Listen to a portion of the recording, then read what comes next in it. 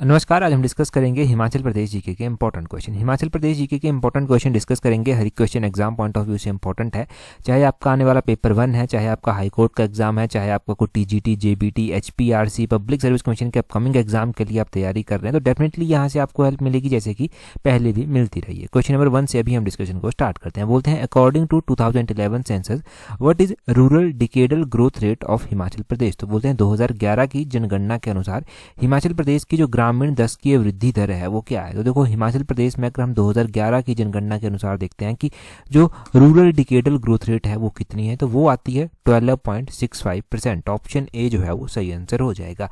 अब देखो, decadal growth rate का मतलब क्या हुआ। डिकेडल ग्रोथ रेट का मतलब हुआ कि एक दशक के बीच में कितनी ग्रोथ हुई। दशक कौन सा, 2001 से लेकर 2011 के बीच में हिमाचल प्रदेश में जो रूरल क्षेत्र हैं वहां पर कितनी ग्रोथ रेट जो है वो हुई। तो ये हम रूरल यानी कि ग्रामीण क्षेत्रों की पढ़ रहे हैं कि 12.65% हमें देखने को जो है वो मिलती है।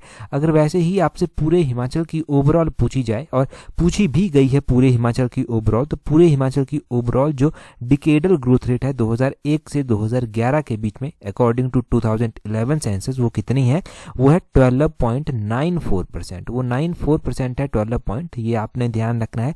ये रूरल का हमने जान लिया। अगर आपसे अर्बन का पूछा जाता है यानी कि शहरी क्षेत्रों का पूछा जाता है, शहर का पूछा जाता है, तो वो है 15.61%। तो ये तीन हमने इंपॉर्टेंट जो है वो पॉइंट यहाँ से जाने। एक हमने रूरल हमने जाना, एक हमने अर्बन जाना, एक हमने पूरे हिमाचल की जो है वो डिकेडल ग्रोथ रेट जो है वो जानी। अब डिकेडल ग्रोथ रेट, मान लो क्वेश्चन एग्जाम में पूछा, ऐसा नहीं पूछा जाता कि according to 2011 census, question exam में पूछा जाता है कि 2001 से 2011 के बीच में कितनी डिकेडल ग्रोथ रेट रही। तब भी आपको बिल्कुल भी कंफ्यूज नहीं होना है, तब भी आपका आंसर यही रहने वाला है। 2001 से 2011 के बीच में भी यही थी। अब यहाँ से अलग अलग पॉइंट जो है वो बनते हैं। अगर 2001 से 2011 के बीच में आप हिमाचल की बात करते हैं, जो कि सबसे ही ज़्यादा इंपॉर्टेंट है, वो 12.94% रही थी। इससे भी पहले अगर आप 1991 से 2001 के बीच में बात करते हैं हिमाचल की डिकेडल ग्रोथ रेट की, तो वो कितनी रही थी। तो हिमाचल की डिकेडल ग्रोथ रेट उस टाइम 17.54% जो था वो रही थी। 17.54% 1991 से लेकर 2001 के बीच में जो था ये रही थी। तो कई बार पीछे का पूछ लिया जाता है, तो उसको भी ध्यान रखना है। अगले क्वेश्चन में बोलते हैं, in which year farmer agitation took place in Bhatiyat Chamba. तो बोलते हैं कि किसानों का एक एगिटेशन हुआ था, एक विद्रोह हुआ था, आंदोलन हुआ था। बोलते हैं ये चंबा में कब हुआ था। अगर हम फार्मर एगिटेशन चंबा की बात करते हैं तो ये 1895 में हुआ था। ऑप्शन डी जो है वो सही आंसर है। अच्छा, अब 1895 में ये फार्मर एगिटेशन हुआ था, इसके बारे में तो हम जानेंगे ही जानेंगे, परंतु यहाँ से एक क्वेश्चन आपको ये भी पता होना चाहिए कि जब 1895 में ये एगिटेशन होता है, ये आंदोलन होता है, विद्रोह होता है, तो उस टाइम चंबा के राजा कौन थे। तो उस टाइम चंबा के जो शासक हुआ करते थे वो श्याम सिंह जो था वो हुआ करते थे। श्याम सिंह जो था वो चंबा के शासक हुआ करते थे। अब यहाँ पर आपको ये भी जानना जरूरी है कि वैसे तो श्याम सिंह का कार्यकाल लगभग ठीक ही माना गया, परंतु इनके कार्यकाल के दौरान ये इस तरह का एक आंदोलन होता है, और इन्हीं के कार्यकाल के दौरान देखने को मिलता है कि वर्ष 1900 में जो लॉर्ड कर्जन हुआ करते थे उस टाइम वायसराय, वो अपनी पत्नी के साथ जो था वो चंबा की यात्रा पर भी जो था वो आए थे। श्याम सिंह का देहांत हो जाता है, तो उसके बाद जो है वो भूरी सिंह राजा बनते हैं। भूरी सिंह चंबा के राजा 1904 में जो था वो बने। ये भी स्टेटमेंट बनाकर क्वेश्चन पूछ लेंगे कि भूरी सिंह चंबा के राजा कब बने। 1904 में ये चंबा के राजा जो था वो बने थे। चंबा के राजा तो बन गए, इनके द्वारा भूरी सिंह संग्रहालय भी बनवाया गया, वो 1908 में जो था वो बनवाया गया था। ये भूरी सिंह संग्रहालय बहुत बार पूछा जाता है। जब फर्स्ट वर्ल्ड वॉर हुआ तो भूरी सिंह ही चंबा के राजा होते थे, और उन्होंने उस टाइम अंग्रेजों की सहायता वहां पर की थी। तो ये तो हो गए क्वेश्चन जो एग्जाम में बन सकते हैं यहाँ से। अब 1895 की कहानी जानिए भटियात की, कि क्यों लोगों को आंदोलन जो है वो करना पड़ता है।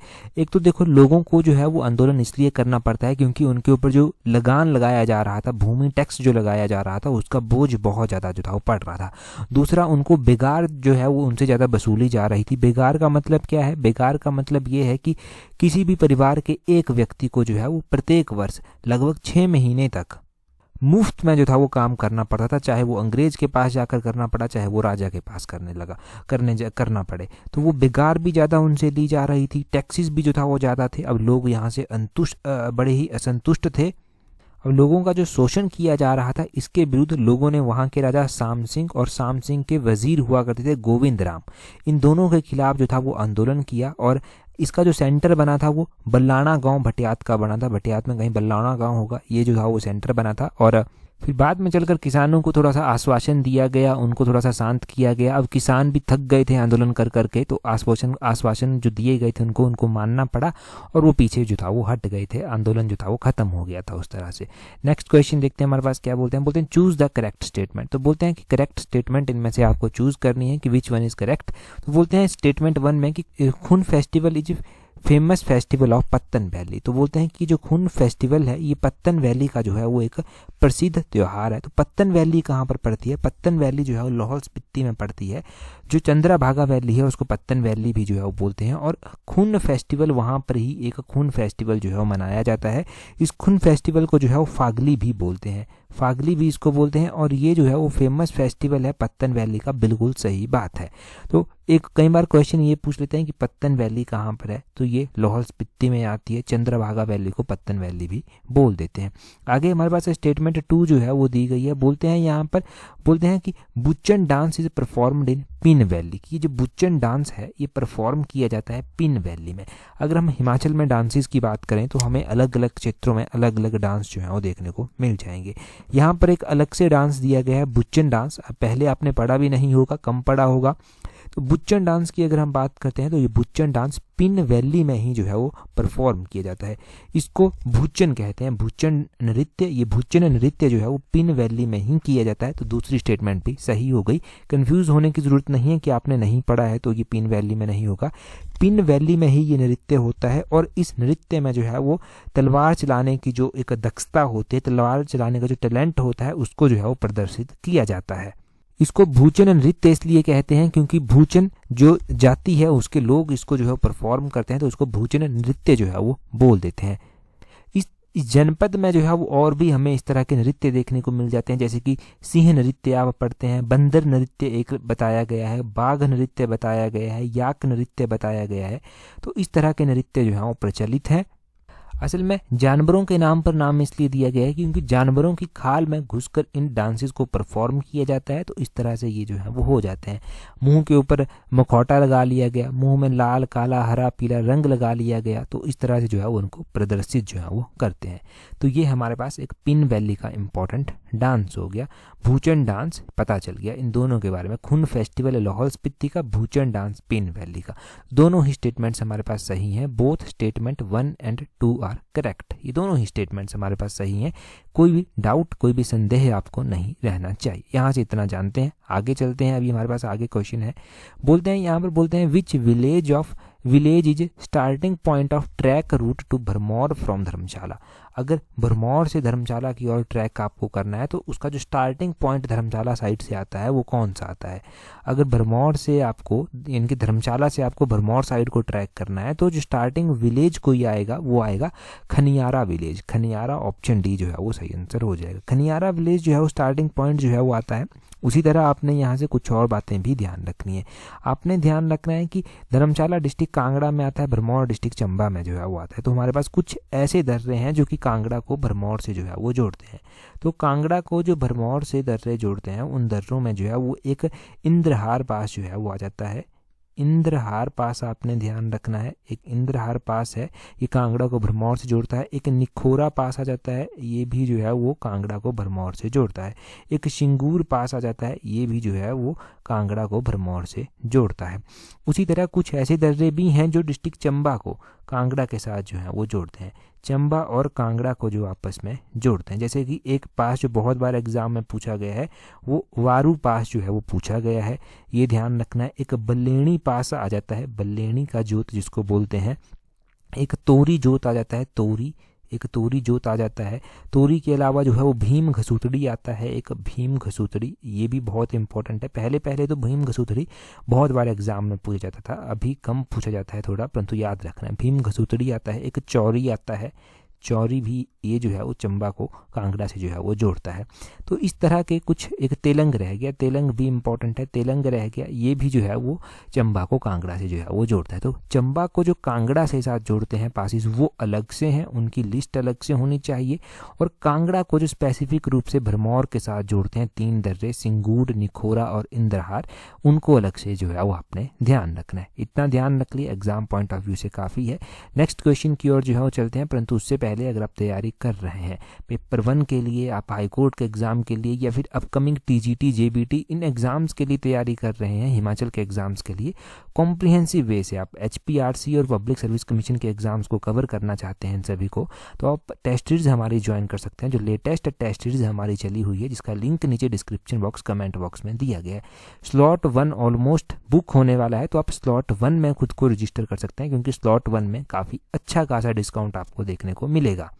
टेस्ट सीरीज को प्रॉपर शेड्यूल बनाकर जो है वो दिया गया है, तो वो शेड्यूल में काफ़ी टेस्ट हमारे पब्लिश हो चुके हैं अभी तक, जो आपको चाहे वो हिमाचल जीके हो गई, नेशनल इंटरनेशनल जीके हो गई, वीडियो एक्सप्लेनेशन के साथ प्रोवाइड करवाए गए, जहाँ से आपके कॉन्सेप्ट क्लियर होंगे और पेपर से पहले और पेपर के दौरान रिवाइज करने में भी काफ़ी हेल्प आपको वहाँ से मिल जाएगी। तो टेस्ट सीरीज का लिंक नीचे दिया गया, वहाँ से जल्दी से जाकर ज्वाइन कर लीजिए। अगला क्वेश्चन देखते हैं क्या बोलते हैं। बोलते हैं which king of Bilaspur was contemporary of Nadir Shah. तो हम अलग अलग राजाओं को पढ़ते रहते हैं जो बिलासपुर के राजा हुए या फिर किसी और रियासत के राजा हुए, परंतु एक ऐसे राजा भी हैं बिलासपुर के जो नादिर शाह के समकालीन जो था वो हुआ करते थे। अब नादिर शाह के जो समकालीन हुआ करते थे बिलासपुर के राजा, वो कौन से राजा जो था वो थे? बिलासपुर के वो राजा थे देवीचंद, जिनका नाम था देवीचंद। ऑप्शन बी जो है वो सही आंसर हो जाएगा। बिलासपुर के राजा हुए ये देवीचंद और ये नादिर शाह के जो था वो समकालीन थे। यहाँ से हमारे पास जो याद रखने लायक क्वेश्चन है जिनको हम याद रखेंगे एग्जाम पॉइंट ऑफ व्यू से, वो क्या याद रखेंगे? बिलासपुर के राजाओं के बारे में पहले जानते हैं। बिलासपुर को पहले कहलूर जो था वो बोला करते थे, तो कहलूर की स्थापना राजा वीरचंद के द्वारा जो था वो की गई थी। अब कहलूर की स्थापना वीरचंद के द्वारा की गई थी और उसके बाद धीरे धीरे जो है वो क्या होता है, टाइम जाता जाता है और बिलासपुर के राजा दीपचंद आते हैं। 1654 के आसपास की ये बात है। दीपचंद क्या करते हैं, बिलासपुर की राजधानी बिलासपुर में जो है वो बनाते हैं। बिलासपुर में ये राजधानी बनाते हैं और बिलासपुर शहर की स्थापना जो है वहाँ से होती है। तो इस तरह से बिलासपुर शहर की स्थापना हुई। उसी बीच हमें देखने को मिलता है, जब आप टेस्ट सीरीज ज्वाइन करेंगे तो आप देखेंगे कि बिलासपुर डिस्ट्रिक्ट वहाँ से अलग से कवर किया गया है। तो उसी बीच हमें देखने को मिलता है कि बिलासपुर के राजा हुए जो सिकंदर लोधी के समकालीन थे, जिनका नाम अभिसंद चंद था। अभिसंद चंद सिकंदर लोधी के समकालीन थे। एक राजा हुए जो अकबर के समकालीन थे, जिनका नाम ज्ञानचंद था। अकबर के समकालीन थे ज्ञानचंद। ज्ञानचंद जो था वो सरहिंद के वायसराय के प्रभाव में आ गए और इन्होंने इस्लाम धर्म को जो था वो उस टाइम अपना लिया था, ये भी पता चलना चाहिए। एक राजा हुए बिलासपुर के जो गुरु गोविंद सिंह के समकालीन थे, तो गुरु गोविंद सिंह के जो समकालीन थे बिलासपुर के राजा, वो राजा भीमचंद जो था वो हुआ करते थे। देवीचंद की बात करें तो देवीचंद जो था वो किसके समकालीन हुआ करते थे? देवीचंद जो था वो समकालीन हुआ करते थे नादिर शाह के। और देवीचंद जब राजा हुआ करते थे तो उस टाइम कांगड़ा के राजा घमंड चंद हुआ करते थे, तो इन्होंने घमंड चंद की एक युद्ध में सहायता भी की थी 1751 में। उसके बाद टाइम के अकॉर्डिंग अलग अलग राजा आते हैं और बिलासपुर के हमें अंतिम राजा देखने को मिलते हैं, राजा आनंद चंद। अब आनंद चंद बिलासपुर के राजा थे, परंतु जब हिमाचल प्रदेश का गठन होता है तो आनंद चंद डिसाइड करते हैं कि जो बिलासपुर है वो हिमाचल में नहीं मिलेगा, बिलासपुर को हम अलग से रखेंगे। बिलासपुर को अलग से रखा गया और बिलासपुर के जो उस टाइम पहले जो मुख्य आयुक्त बने थे, बिलासपुर के पहले जो चीफ कमिश्नर बने थे, वो आनंद चंद को ही बना दिया गया था। अब बिलासपुर ने भी 2-3 साल देखा भाई सर्वाइव करना तो टफ है, तो उन्होंने क्या किया, फिर डिसाइड किया कि हम हिमाचल प्रदेश में आकर मिल जाएंगे और बिलासपुर 1 जुलाई 1954 को हिमाचल प्रदेश में जो था वो आकर मिल गया था। हिमाचल प्रदेश का ये 5वें नंबर का जिला जो था वो उस टाइम बना था और उसके बाद तो कंटिन्यू है। और बिलासपुर के एरिया की अगर हम बात करते हैं कि बिलासपुर का एरिया जो है वो कितना आता है, तो बिलासपुर का एरिया भी इंपॉर्टेंट है। छोटा सा एक ये जो है वो डिस्ट्रिक्ट आता है, 1167 स्क्वायर किलोमीटर इसका एरिया है, जो कि पूरे हिमाचल का 2.10% जो है वो कवर करता है। नेक्स्ट क्वेश्चन देखते हैं हमारे पास क्या बोलते हैं। बोलते हैं यहाँ पर हिमाचल प्रदेश के निम्नलिखित में से किस जिले में झानियारी मेला मनाया जाता है? तो Jhaniyari fair is celebrated in which district of Himachal Pradesh? तो ये झानियारी मेला भी हिमाचल के ही डिस्ट्रिक्ट में मनाया जाता है और ये भी आपको नया ही लगेगा, नहीं आपने पहले ये देखा होगा। ये जो झानियारी मेला है ये हमीरपुर डिस्ट्रिक्ट में मनाया जाता है। झानियारी माता का मंदिर है जहाँ पर ये झानियारी मेला जो है वो मनाया जाता है। अगर हम हमीरपुर डिस्ट्रिक्ट की ही बात करते हैं तो हमीरपुर में भी जो है वो बहुत सारे फेयर फेस्टिवल जो है वो धूमधाम से जो है वो मनाए जाते हैं। यहाँ पर अगर हम मुख्य मंदिरों की सबसे पहले बात करते हैं तो मुख्य मंदिरों में यहाँ पर बाबा बालकनाथ जी का मंदिर जो है वो आता है हमीरपुर में, और बाबा बालकनाथ जी का मेला भी यहाँ पर ही लगता है। फिर यहाँ पर अगर हम बात करें तो गसौता मेला यहाँ पर लगता है। यहाँ पर एक हमीर फेस्टिवल भी मनाया जाता है, और यहाँ पर ही हमें देखने को मिलता है कि सुजानपुर की जो होली होती है वो बहुत फेमस है। टौणी देवी माता का मंदिर हमीरपुर में स्थित है, तो टौणी देवी मेला भी हमीरपुर में ही होता है। हमीरपुर में जो है वो एक गाशियाँ मेला भी होता है। झनियारी माता का तो मंदिर है ही यहाँ पर, अवाह देवी माता का भी यहाँ पर मंदिर है, तो माता अवाह देवी का मेला भी जो है वो यहाँ पर होता है। तो ये आपने बेसिक हमीरपुर डिस्ट्रिक्ट के जो है वो आपने फेयर्स जो है वो ध्यान रखने हैं। माता के मंदिर हैं जैसे कि अवाह देवी, टौणी देवी, झनियारी माता हो गया, ये सारे मंदिर हैं, तो इन्हीं मंदिरों के मेले जो होते हैं उनको उस तरह से मेला बोल दिया गया। यहाँ पर ना शनिदेव जी का भी एक काफ़ी फेमस टेम्पल है, तो वो कहाँ पर जो है वो स्थित है, वो लंबलू में जो है वो स्थित है। तो इतना यहाँ से कवर कर लिया, काफ़ी है। अगले क्वेश्चन की ओर जो है वो चलते हैं। बोलते हैं the rulers of Kuthar princely state in Himachal Pradesh came from. तो बोलते हैं कि ये जो कुठार रियासत हुआ करती थी, इसके जो शासक थे वो कहाँ से आए थे। अब हिमाचल में इतनी सारी रियासतें हुई, अलग अलग रियासतें हुई, ओरिजिनली तो यहाँ के राजा नहीं थे सारे, वो बाहर से आकर ही जो है वो यहाँ पर आकर रियासतें जो था वो बनाते थे। तो कुठार जो रियासत थी उसके जो संस्थापक थे वो कहाँ से जो था वो आए थे, तो इसके जो संस्थापक थे वो किश्तवाड़ से जो था वो आए थे। किश्तवाड़ ऑप्शन ए जो है वो सही आंसर हो जाएगा। अब कुठार रियासत की थोड़ी सी बात कर लेते हैं, क्योंकि यहाँ से भी क्वेश्चन पूछे जाते हैं एग्जाम में। तो कुठार रियासत की अगर हम बात करें, इसके जो संस्थापक थे वो किश्तवाड़ से आए थे। किश्तवाड़ जो है वो कश्मीर साइड में आता है प्रेजेंट टाइम में, और इसकी स्थापना जो था वो सूरत चंद के द्वारा जो था वो की गई थी। सूरत चंद थे जो किश्तवाड़ से आए थे और जिन्होंने इस कुठार रियासत की स्थापना जो था वो की थी। 1815 से पहले हमें कुठार का स्टेटस देखने को मिलता है कि ये बिलासपुर और हिंडूर की जागीर जो था वो हुआ करती थी। फिर गोरखाओं का आक्रमण होता है और कुठार रियासत जो है वो केओंथल की जागीर जो है वो बन जाती है। जब गोरखाओं का आक्रमण होता है तो उस टाइम ये केओंथल की जागीर जो था वो हुआ करती थी। 1815 में हमें देखने को मिलता है कि गोरखाओं, जब ब्रिटिश सरकार थी तो ब्रिटिश सरकार की कोशिश से जो है वो कुठार रियासत को गोरखाओं के अधीन से मुक्त कर दिया जाता है 1815 में, और गोरखाओं के अधीन से इसको मुक्त कर दिया गया, और ये जो है वो सनद के रूप में दे दी जाती है वहाँ के राणा भूप सिंह को। भूप सिंह उस टाइम वहाँ के राणा जो था वो हुआ करते थे।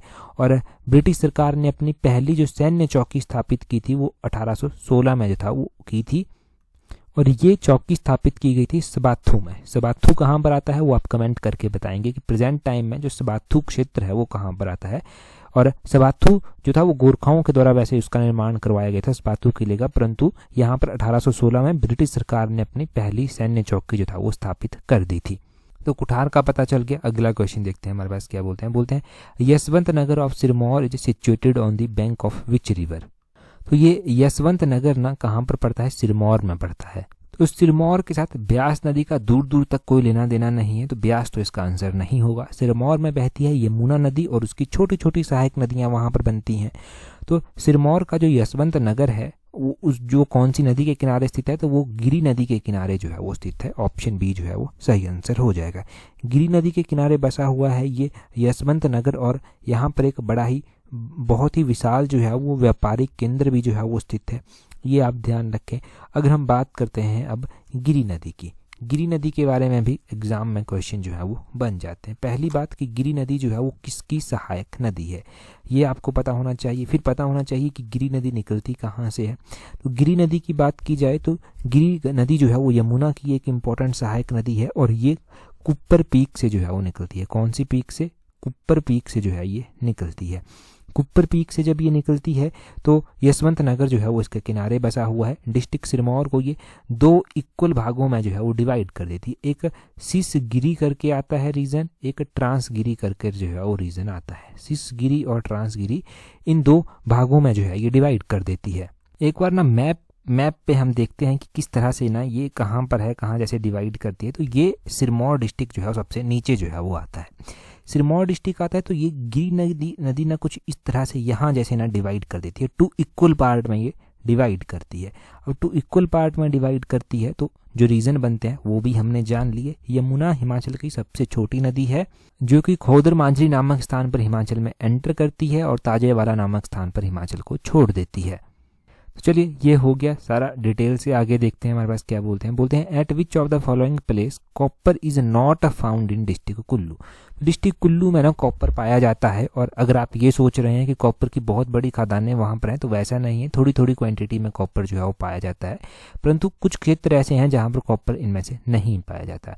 तो डिस्ट्रिक्ट कुल्लू के नग्गर में कॉपर नहीं पाया जाता, मौल में कॉपर पाया जाता है, जारी में कॉपर पाया जाता है और चसिंकी में कॉपर जो है वो पाया जाता है। यहाँ पर हम देखेंगे कॉपर जो कुल्लू में पाया जाता है वो चाशिंकी में, झारी में, मौल में, सोन में, सतगढ़ में, यहाँ पर जो है वो कॉपर पाया जाता है। बाकी जो है ऐसा सोचेंगे लार्ज क्वांटिटी में पाया जाता है तो वैसा कुछ नहीं है, थोड़ी सी क्वांटिटी में जो है वो पाया जाता है। तो ये आपको कॉपर पता चल गया। तो मिनरल्स के बारे में तो और भी जानकारी हमारे पास बहुत ज़्यादा है, परंतु फिलहाल हम इतना ही जानेंगे, ये इंपॉर्टेंट था थोड़ा सा। तो अगला क्वेश्चन देखते हैं क्या बोलते हैं which of the following is not correctly match. इनमें से कौन सा करेक्टली मैच नहीं किया गया है। हिमाचल प्रदेश जो पब्लिक सर्विस गारंटी एक्ट है उसको पास किया गया था क्या 2011 में। तो अगर आपको ध्यान हो तो मिशन एलाइड के इससे पहले वाले एडिशंस में हमने एक में पढ़ा था कि Himachal Pradesh public service guarantee act 2011 में ही पास हुआ था। तो पहली स्टेटमेंट हमारे पास बिल्कुल सही है। अब मिड हिमालयन वाटरसेट प्रोजेक्ट क्या 2010 में लॉन्च किया गया था। चलो पेंडिंग रखते हैं इसको, क्या कब किया गया था ये। अगर हम बात करें HP agriculture horticulture produce marketing act की, क्या ये अस्तित्व में 2005 में आया था। तो अभी 2005 सुनते ही आपके माइंड में एकदम से क्लिक करना चाहिए, बिल्कुल 2005 में ही आया था। यहाँ से हमने पढ़ा भी था कि एचपीएमसी अलग से है जिसकी स्थापना 1974 में की गई थी, वो अलग से है। तो ये भी तीसरा भी हमारे पास सही है, पहला भी सही है। चौथे की बात करें राजीव गांधी अन्न योजना के 2013 में जो था वो हिमाचल में लॉन्च इंट्रोड्यूस हुई थी। तो राजीव गांधी अन्न योजना के बारे में भी मैंने आपको बताया था कि ये 2013 में ही हिमाचल से जो था वो लॉन्च हुई थी। ये भी सही स्टेटमेंट है, चौथा भी सही है। तो हमारे पास एक क्वेश्चन बच गया मिड हिमालयन वाटरसेट प्रोजेक्ट। तो ऑब्वियसली यही जो है वो गलत मैच किया होगा यहाँ पर, तो ऑप्शन बी इसका सही आंसर है। ये जो है वो करेक्टली मैच नहीं किया गया है, ये हमारे पास ऑप्शन बी सही आंसर है। अब ये जो मिड हिमालयन वाटरसेट प्रोजेक्ट है ये आपका यहाँ से क्लियर होगा, ये पहले नहीं पढ़ा होगा आपने कि ये कब लॉन्च किया गया था। तो इसको लॉन्च किया गया था वर्ष 2010 में नहीं लॉन्च किया गया था, इसको वर्ष 2005 में इसको लॉन्च किया गया था। 1 अक्टूबर 2005 को इसको लॉन्च किया जाता है। और ये जो मिड हिमालयन वाटरसेट प्रोजेक्ट हिमाचल में चलाया जा रहा है वो किसकी सहायता से चलाया जा रहा है। ये सहायता से चलाया जा रहा है वर्ल्ड बैंक की सहायता से। तो ये वर्ल्ड बैंक की सहायता से चलाया गया प्रोजेक्ट है हिमाचल प्रदेश में, और मिड हिमालयन वाटरसेट प्रोजेक्ट को 1 अक्टूबर 2005 में लॉन्च किया गया था, ना कि 2010 को। तो इतना आपके पास यहाँ से क्लियर होना चाहिए। अगर वाटरसेट प्रोजेक्ट की बात हुई है तो शाह नहर प्रोजेक्ट के बारे में पूछा जाता है कि शाह नहर प्रोजेक्ट जो है वो कहाँ पर स्थित है, क्योंकि ये हिमाचल की सबसे बड़ी इस तरह की परियोजना है शाह नहर परियोजना। तो शाह नहर वाटरसेट प्रोजेक्ट जो है वो डिस्ट्रिक्ट कांगड़ा में जो है वो स्थित है। डिस्ट्रिक्ट कांगड़ा में ये शाह नहर परियोजना स्थित है, वो भी ध्यान रखें। अभी आप अगला क्वेश्चन देखिए, परंतु उससे पहले टेलीग्राम पर हमें ज्वाइन नहीं किया है तो अपने टेलीग्राम से @allexam31 सर्च करना, आपको हमारा टेलीग्राम चैनल मिल जाएगा। टेलीग्राम पर ही व्हाट्सएप का लिंक भी मिल जाएगा, वहाँ पर भी ज्वाइन कर लेना। क्वेश्चन देखिए, बोलते हैं identify the correct percentage of Hindu population in Himachal Pradesh. तो हिमाचल प्रदेश में जो हिंदू आबादी है उसका सही प्रतिशत बताना है आपको। अब पिछली वीडियो में पहला ही क्वेश्चन मैंने ये आपके साथ डिस्कस किया था। कुछ एक को डाउट भी था यहाँ पर कि जी इंटरनेट पर ही है, नहीं, मैंने आपको एग्जैक्ट डाटा 2011 की जनगणना के अनुसार जो है वो बताया है। बिल्कुल भी डाउट आपने इस डाटा के ऊपर नहीं रखना है। और अभी आप कमेंट करके इसका आंसर बताएंगे कि हिमाचल में जो हिंदू पॉपुलेशन है वो कितनी % जो है वो है। इससे पहले हमने सबसे पहला ही क्वेश्चन ये डिस्कस किया था। आज की इस वीडियो में इतना ही है। That's all for today. Thank you very much for watching and listening it very patiently.